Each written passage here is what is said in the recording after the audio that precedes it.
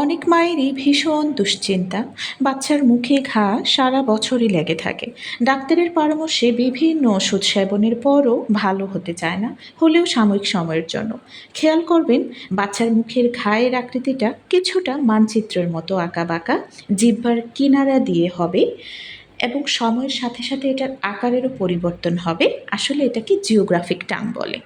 এটার নির্দিষ্ট কারণ অজানা, তবে রোগ প্রতিরোধ ক্ষমতা বাচ্চাদের ক্ষেত্রে কিছুটা কম থাকা এবং বিভিন্ন ধরনের ভিটামিনস, মিনারেলস বা অনেক ক্ষেত্রে ফলিক অ্যাসিডের ঘাটতির জন্য এই জিওগ্রাফিক টাংটা হতে পারে। জিওগ্রাফিক টাংয়ের বাচ্চার তেমন কোনো লক্ষণ থাকে না, তবে বাচ্চা ঝাল কিংবা গরম খাবার খেতে পারে না। তাই ডাক্তারের পরামর্শে বাচ্চাকে জিঙ্ক কিংবা ভিটামিন বি কমপ্লেক্স অথবা ফলিক অ্যাসিড সাপ্লিমেন্টেশনের পাশাপাশি তাকে নরম ঠান্ডা তরল খাবার দিয়ে দেখা যেতে পারে। ধন্যবাদ।